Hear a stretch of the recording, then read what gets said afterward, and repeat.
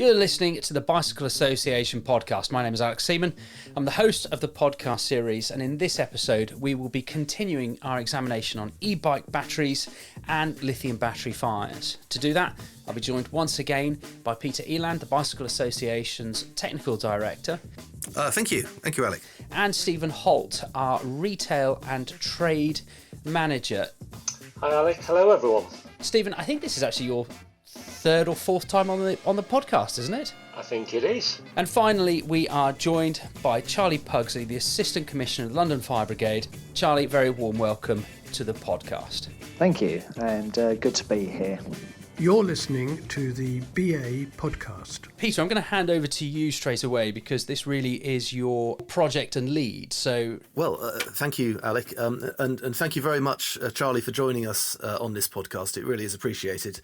I'd also just like to first say a few words of thanks to the officers in London Fire Brigade who we've been dealing with, who have been absolutely tremendous, very open, very willing to engage with us positively as the industry organisation.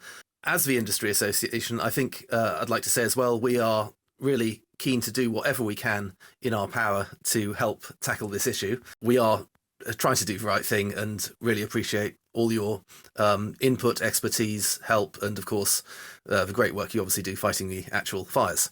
Right, okay, well, let's get into this then. Peter, from the Bicycle Association's point of view, what are we doing about lithium battery fires at the moment? Well, we've been working on this now for probably well over a year, and we take this matter really quite seriously because we perceive that there is a real reputational risk for the whole e-bike sector. It's not really the reputable bikes supplied by the UK businesses which are the issue, but because we are simply talking e-bikes, that's what the headlines mention, and it will undoubtedly affect the whole sector, including the reputable suppliers. And this will take the form, we fear, of e-bikes simply not being allowed into certain premises or onto certain forms of public transport. And this is really threatening to the attractiveness of the e-bike as a product, because if, for example, you have a folding e-bike you are going to take on a train and you suddenly can't, it's a much less attractive product. Or if you were intending to commute by e-bike but then your employer doesn't want the e-bike in the building, again, that's potentially a lost sale if you can't use it as you expected. So in terms of the industry response, this really became clear quite early that this was beyond something the industry itself could address. And that's partly because the cause of many of these fires is not products which have passed through the UK cycle industry's businesses. It's direct imports or it's people buying on online marketplaces. So this is a national issue, and it's the systems of regulatory oversight of imports, about the national system. So we had to go to government, and government is also incredibly aware of their twin roles of safeguarding the active travel, the decarbonisation potential of e-bikes as a really clean form of future transport, versus their obvious duty to public safety as well. Charlie, e-bike battery fires seem to be catching the headlines at the moment, but historically we've also seen similar headlines around mobile phone or mobile device fires, even vapes, of course electric cars as well. But is there anything unique about the lithium fires that involve e-bikes? Is there something that makes those unique? And are we possibly doing consumers a disservice by referring to them as an e-bike fire as opposed to a lithium fire? I think that's a really interesting point, and I'm not sure if they're unique because, as you reference, it's lithium fires are common across a range of devices. But I think what separates with the e-bikes is just in the way that, and this is clearly linked to the rate of adoption by our public and communities, but it's in, first of all, the rapid rise in terms of the number of fires. So this is our fastest growing fire trend that we've got, sort of way ahead of anything else. And then, of course, the other part that is particularly concerning is, sadly, with an e-bike or an e-bike conversion kit, you have a large amount of lithium cells in a small area. Now, because of in many urban areas, we don't have secure storage for bicycles outside the home. Many people are keeping them inside the home. And if you get a fire that breaks out there, it instantly magnifies the risk to the people involved and can make it much more challenging. So, but then conversely, this isn't, I hope we've been really clear in terms of we're not calling for a ban on e-bikes or anything like that, because we're very supportive, but it's just around advising and guiding those people who use them. And obviously the bigger point for us is about trying to make sure that they're safe when they come to market. You've talked about e-bike conversions there as well. Are you observing any common threads in incidents involving e-bicycles, be that the type of bike or a battery type, or is there any common trends that you're observing at all? So in terms of the challenge we face is because such fires are really quite ferocious when they break out. I mean, in many ways, it's like seeing a fire where you pour petrol on it. It's very rapid, it's very intense compared to, say, a fire started by a cigarette or by a match or something like that. And that gives us the challenge that quite often there's very little remaining for us to examine. And we do have a dedicated fire investigation team. We do have a consultant scientific advisors and a laboratory where we take products back to after the fire. So we are tending to see in the worst possible circumstances, really, if you like. So I think we have to acknowledge that with such a rapid rise in fires over the last few years, 2 or 3 years, it is an emerging picture. But the trend we're seeing is particularly in e-bike conversion kits that are bought from online marketplaces. And it can be 1 or 2 battery packs. And we also have quite a thriving gig economy in London, for example, as well as many other urban areas or densely populated areas. So you might also then get multiple use of batteries and things like that, rather than somebody is using it for relaxation, leisure, etc. So that's the early trend: conversion kits, online marketplaces, and particularly younger people with things like shared accommodation. But it's still early days yet. If anybody hasn't seen a lithium fire, that it's like pouring petrol, you released a video yesterday, didn't you, of an e-scooter catching fire in somebody's house. It was caught on a security camera. I will put the link to that in the podcast, because if anybody hasn't seen it, I think the clip is only about 20 seconds long. It's not sped up. You see a little bit of smoke. The next thing you see is quite a ferocious fire break out on the e-scooter. So if anybody hasn't seen it, that is well worth a watch. What could a responsible cycle industry be doing to help reduce the occurrence of these incidences and to help safeguard customers? So, from my perspective, I think the fact that we're here discussing it is showing that the cycle industry is trying to be very responsible and on the front foot in trying to do the right thing. But broadly speaking, our biggest, in terms of, if you like, the supply side, our biggest concern is the lack of regulation in the online marketplace compared to somebody goes to a high street or an online reputable retailer. So clearly that's one of our messages, because historically we've seen battery packs come through, for example, that are even branded as a big name battery company, and they're not actually, they are counterfeit and they're not compliant.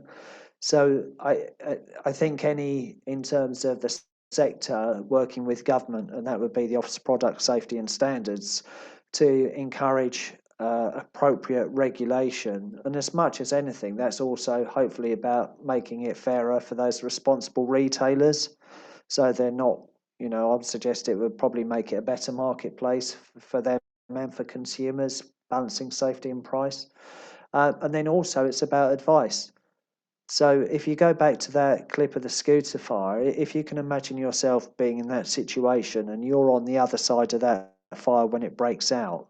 Now, bearing in mind that that smoke is toxic and potentially explosive or flammable, and it would be really hard for an able-bodied person to get past that, let alone if you've got vulnerable people or children.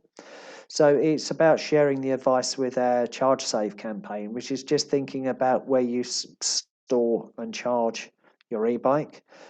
Just making sure that if you see any signs of issues with the batteries or charging, that you stop using it and get the right advice there and then.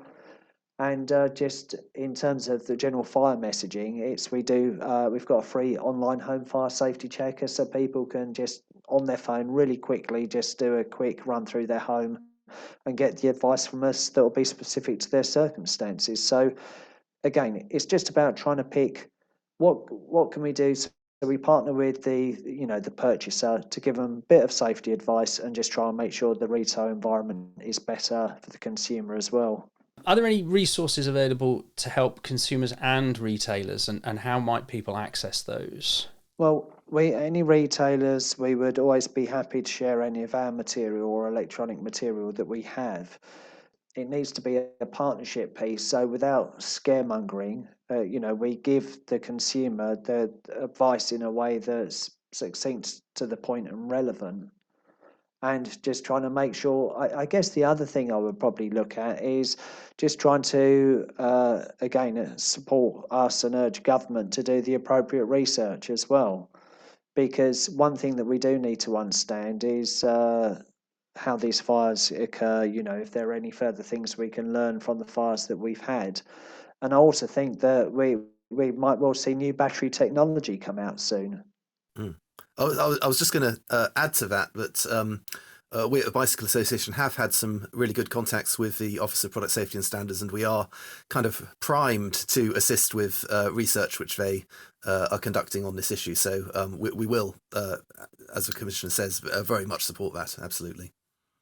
Is there anything that you would be looking to the cycling industry for in terms of assisting you in reducing the likelihood of these occurrences? Well, I mean, I'm sure that there's a place where we could support each other, for example, in having advice that could be passed across to the consumer, for example, electronically or via QR code, so we can just give that good advice and guidance. Because I do think there is something in terms of just trying to be as connected as we can, from the Office of Product Safety through to manufacturers, retailers, and people representing the public and fire safety, etc. So, but really, it is just more about continuing to work together and continuing the conversation, and just making sure that it's very easy for the message to get lost. And I've personally had to be clear several times that we're absolutely not looking to ban e-bikes, for example, at all. And there is a real value going forward. But conversely, if we can show that we're being responsible and we're looking at and managing the risk together, then I think that puts us in a much more positive space. Because even in one of those rare cases where a fire does break out, and it is very much rarer in our experience in a quality product, so to speak, it's just things happen occasionally, but just if it happens in a place or in a way that doesn't put people's lives at risk or doesn't ruin somebody's home, then surely that's got to be better for everyone. And sorry, perhaps a poor analogy, but it's just like we wouldn't keep a backup can of petrol for our car in our home. So it's just, the similar kind of thinking, but also being minded that not everyone has the benefit of a detached house with a garage. So what advice can we give that will help support people who live in all different kinds of situations? Stephen, that point of sale, for the retailer is already quite a busy place, isn't it? There's conversations around bike security, there's conversations about helmets and other things that people might want to consider when they're getting a bike. Is it going to be a challenge to get retailers talking about e-battery safety as well? I think retailers are always open to suggestions as to what the important things are that they need to communicate to customers, along with our own forthcoming battery collection programme. Clearly there's more that we're going to be talking to customers about regarding batteries and battery safety. I think the challenge is a significant one, in that we've got 2,000 independent retailers, 2,000 independent businesses, 2,000 ideas around what the priorities are that need to be discussed. It's not an insurmountable challenge, but it is a tough one to crack. When we had the webinar, one of the comments that we had from a member that came in was that they were always surprised at the complete lack of awareness and interest in battery safety from consumers. It's just potentially we've got so used to having lithium ion batteries in so many components, and generally they are a very safe thing. But something that is so safe that you walk around with it in your pocket all day long.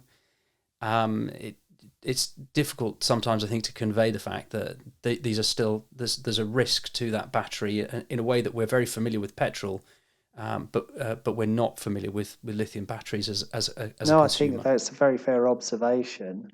But I also think the phone market is, or mobile device and computers, and we have had severe fires caused by such items, but they are much rarer. But it does appear to be a much more mature market, and we with anything, I mean, I don't know if you remember a couple of years ago, the hoverboards or balance boards that were all the rage just before the pandemic. And we saw a massive spike in fires, and down to counterfeit batteries, non-compliant battery management systems, etc. So I do think there is an element of, I'm sorry to keep coming back to it, but with an online marketplace that doesn't necessarily do justice to the responsible retailers and manufacturers, that does allow opportunistic operators to come in and sell products that are just simply not safe and will cause us this kind of issue. Whereas most of us with an Android or an iPhone, even a cheaper model, the chances are that there's not really you don't get the replaceable batteries in quite the same way. You don't, and as I say, the market just appears to be a lot more mature, so we don't have such instance.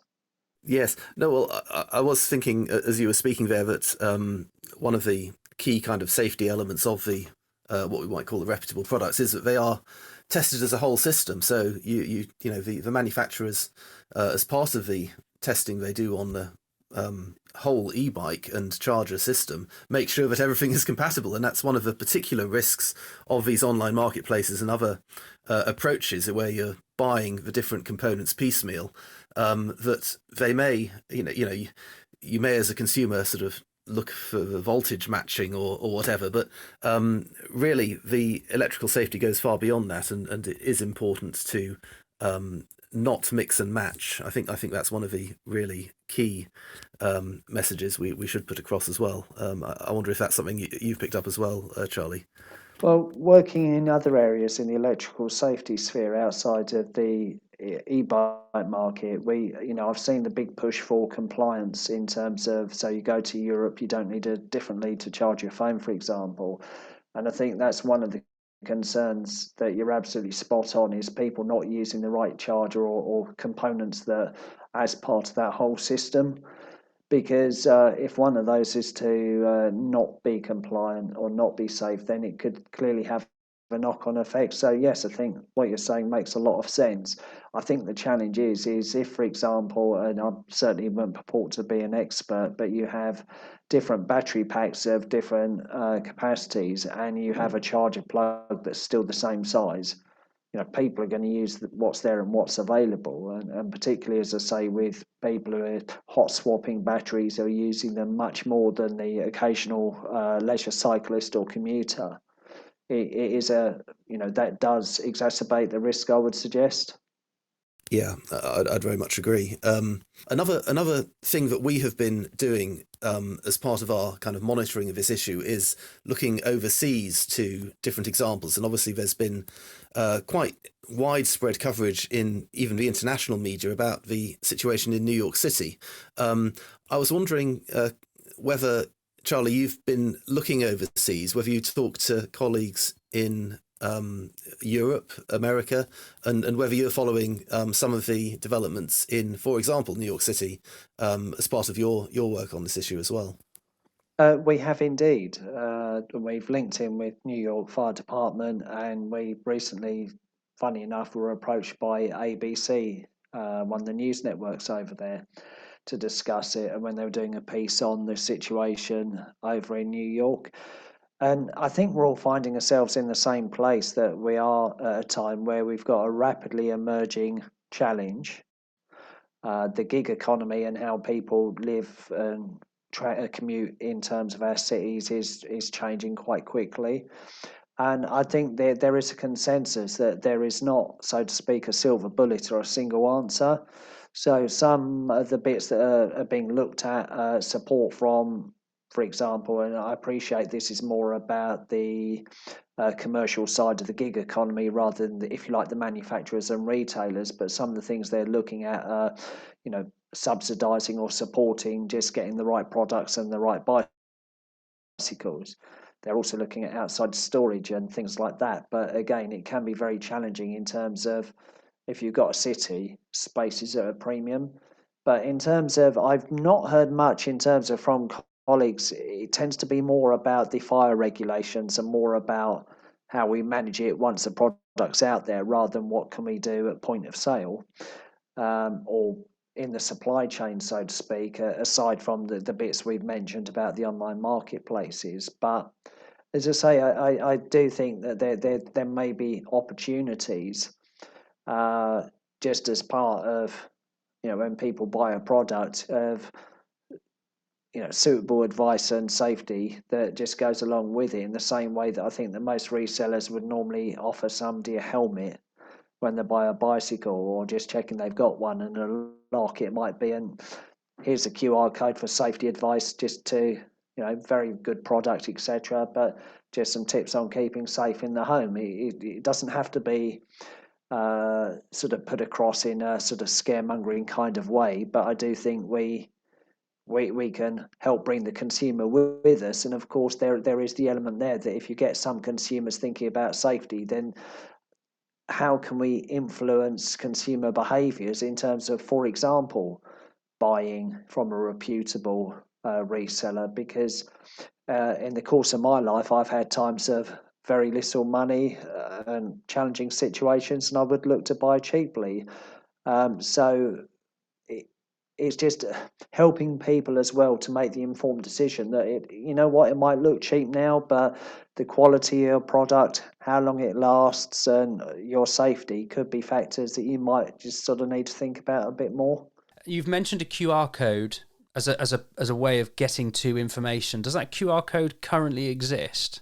Is that something that London Fire Brigade have created, or? The short answer is yes, it does exist, but I'm just being mindful that if, for example, you print 5,000 leaflets, there's a cost and an environmental consideration. So it's just as well, what can we do to make it as easy as possible? Because nearly everyone's got a mobile phone, just to share that information. And certainly we had some success with the QR code that when they scan it, it just links to the page on our site, which just gave you that advice.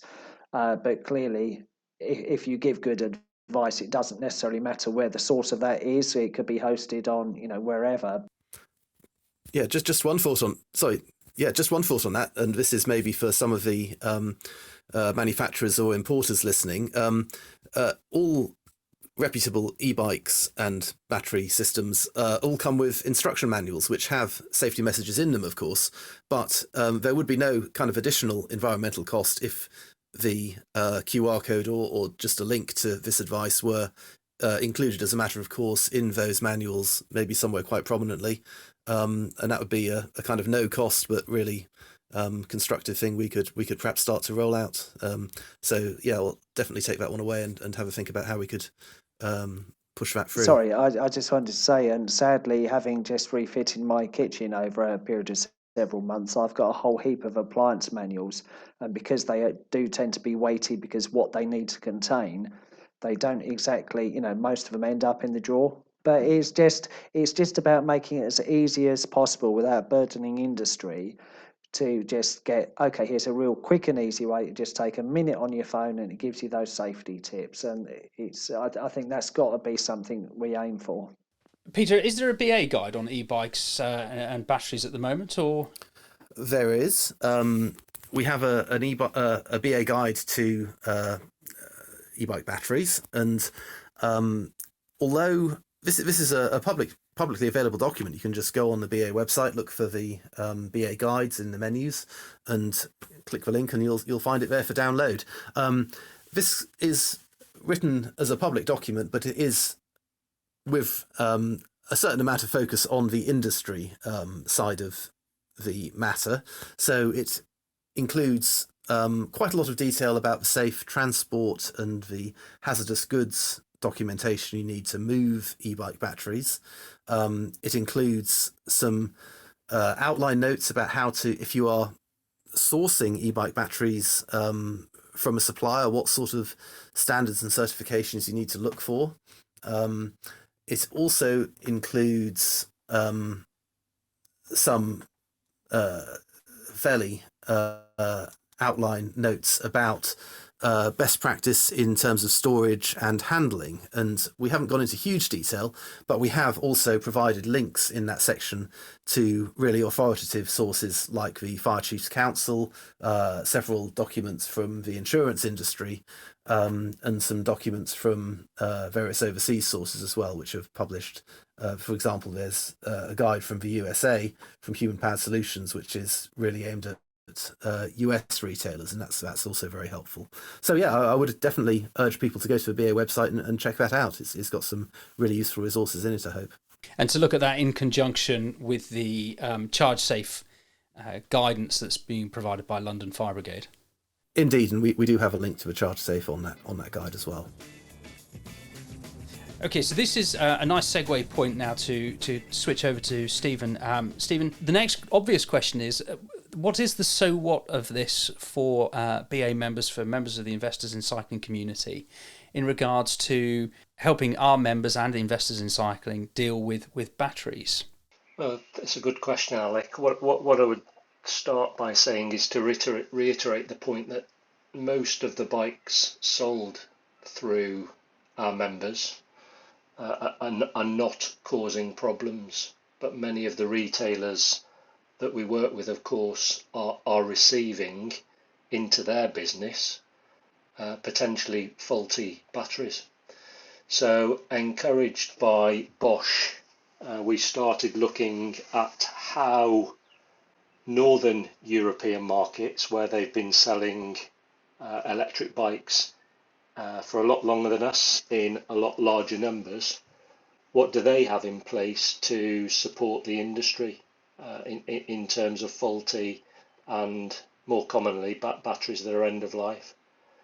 And what we found when we spoke to the trade associations in Germany, in the Netherlands and in France, is that in those markets the trade body plays a coordinating role, sitting between a third party who administers a national battery collection programme, sitting between producers, the bike brands, and then retailers who form a national collection network for batteries.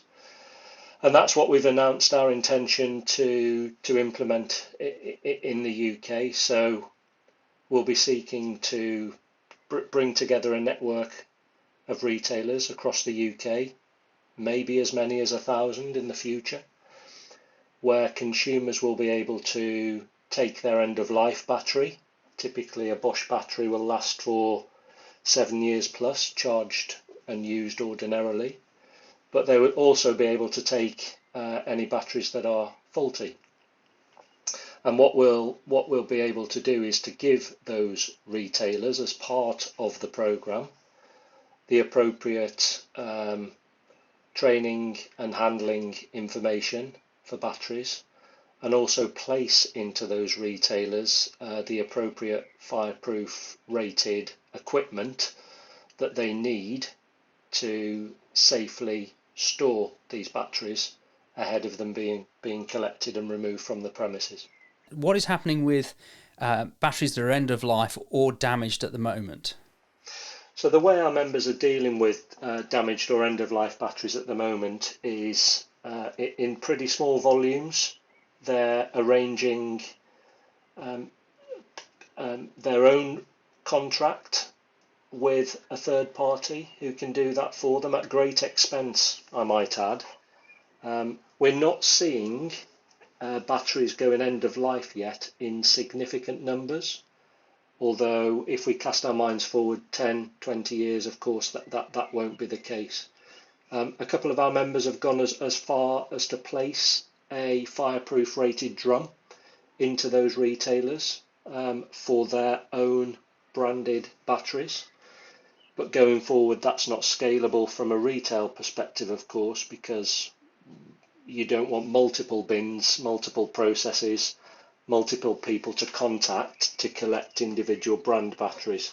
So we're seeking to make it simple at retail level by having one phone call to make, one company to contact, and they will pick up all bike brand batteries. Because you've already mentioned that we've got brands who are doing this, from their own volition, who are organising their own recovery schemes in-house at cost. How will the battery recovery scheme that the BA is helping to create be funded? It's another great question. We will seek to replicate the way it works in those other markets that I mentioned. So it's the legal responsibility of the producers, and the definition of that is the last leg in the supply chain before the battery is placed in front of the consumer.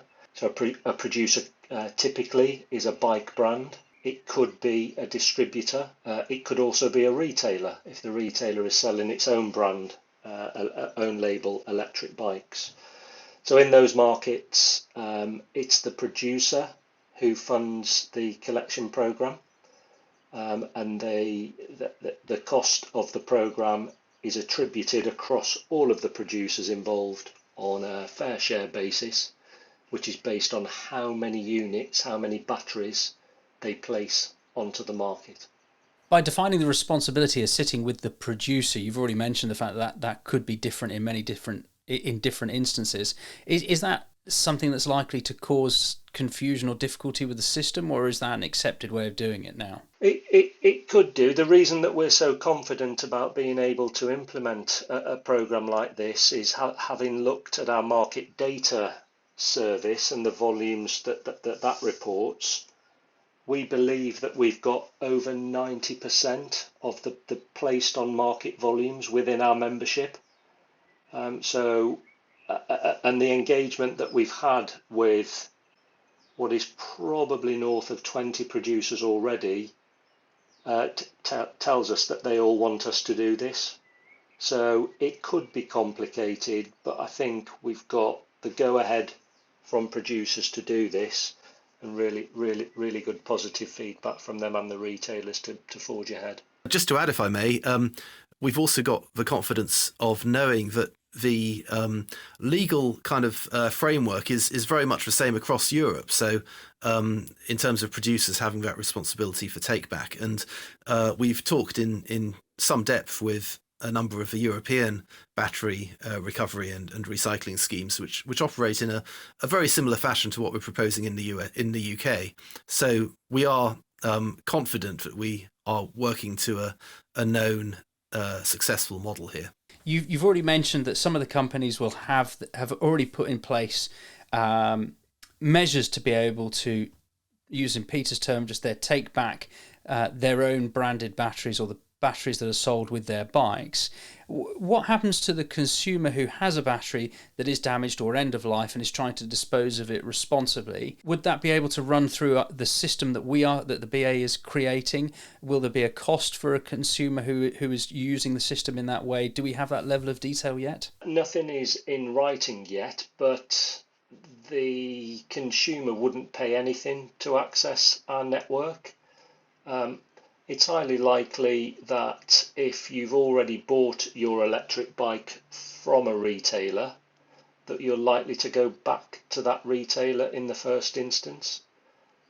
We think that we may see some batteries coming in into the recycling network from online portals, from bikes that have been bought online, for example, from marketplaces.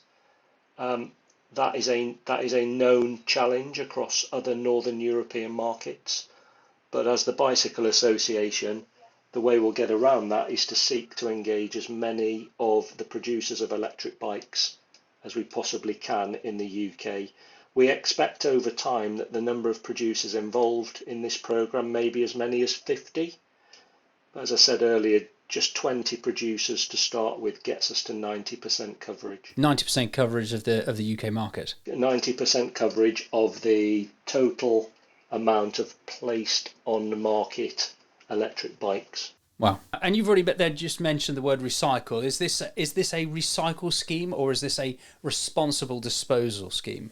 So what happens with the batteries once they're collected from our retail network? Our partner in this initiative is a company called ERP, part of a much bigger group called the Landbell Group. And what happens with those batteries once they're collected is they make their way to a central facility where they're safely stored ahead of shipping to the continent for stripping and recycling. And when we left the European Union, another of the things that we left behind is all of the current lithium-ion recycling plants and capability. Lithium-ion recycling capability does not yet exist in the UK. We think that it will in the near future. And at the point that it does, of course, we'd like the batteries that are returned as part of our programme to be recycled in the UK. And when can we expect to see this scheme up and running, Stephen? Is there going to be a pilot scheme to begin with, or is it going to be, you've mentioned 20 people have already shown interest and covered 90% of the market, but when does it start and how do people get involved? Yeah, we're working on that right now. We don't really know what we're walking into when we visit a retailer for the first time, because Bosch think that there are 5 to 10 batteries on average in a retailer waiting to be collected. To help inform us whether that is the case, we're going to run a trial in the northwest of England. So we've identified 100 retailers from our Investor in Cycling network, and we'll be contacting them in the coming days and weeks ahead of a call, visiting them at some point during the month of June.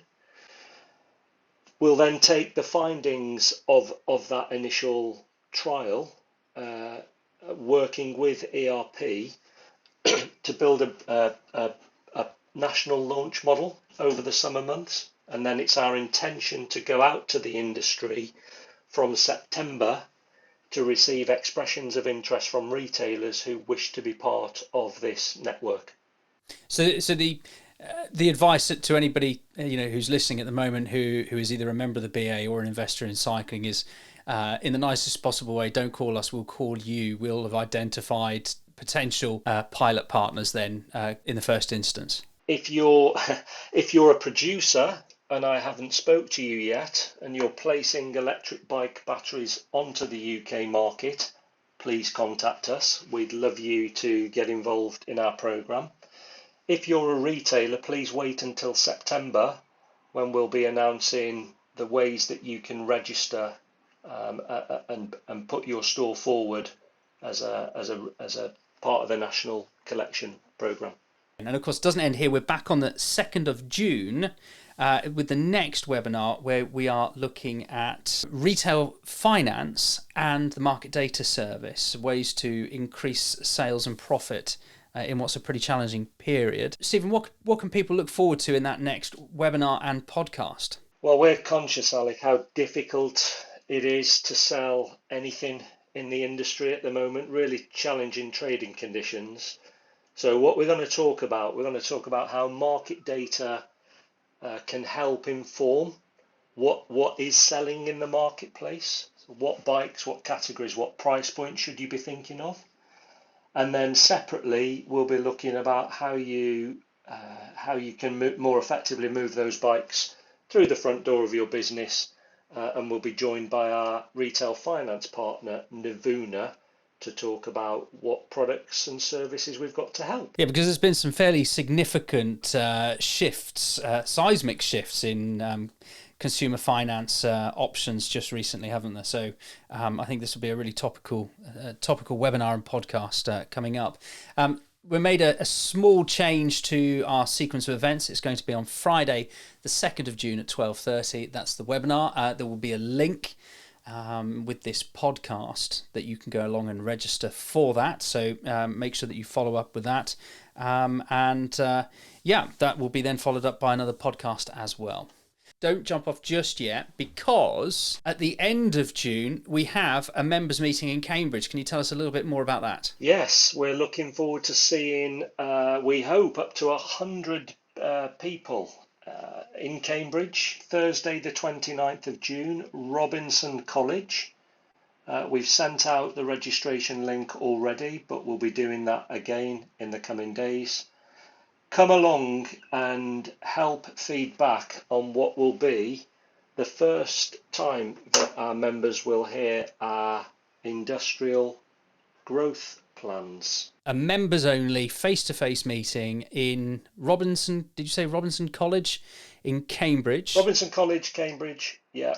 Stone's throw from the train station. Great networking opportunities and lots of interesting things on the agenda. Okay, Peter, you've got a couple of things for us as well. Just to mention for BA members again, we have a technical meeting coming up on the 7th of June in Birmingham, and that will be an opportunity for product managers, quality, compliance staff to really delve into the detail of regulation and standards around e-bike batteries, and how to really make sure that when you are sourcing e-bike batteries, you get a safe product and one which is fully compliant with all of your requirements. So we'll also cover off other topics in the same quality standards area. Lots of stuff about e-bikes, lots of stuff about future standards for cargo bikes, for example.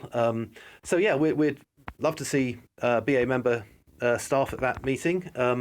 We're also putting out a particular call for junior staff who are looking at going into quality compliance type roles in the bicycle industry, because it's a area where I think it's fair to say companies often struggle to recruit. It's not a glamorous, perhaps, side of the industry, but it's really, if you have the right mindset, it's really interesting and can be quite sought after. So anyone in the industry who's an employee of a BA member company is very welcome to attend.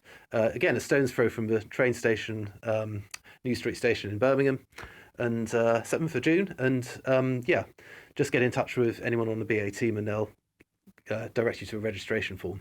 Thank you.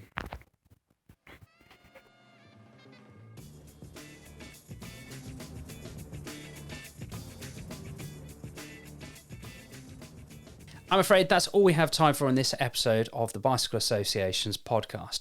I'd like to take this opportunity to say a special thank you to the London Fire Brigade Assistant Commissioner Charlie Pugsley for taking the time to come onto our podcast, and of course to Peter and Stephen for their insights and updates on the work of the Bicycle Association. In the next episode, I'm back once again with Stephen Holt, but this time looking at using retail finance and market data to grow sales and profits. As always, that will be a two-part episode. First will be a webinar on the 2nd of June at 12:30. There will be a link to register for that in the description below. And of course, there will be a podcast to follow. If you do have any questions, please email us at info@bicycleassociation.org.uk. But for now, and from everybody at the Bicycle Association, bye for now.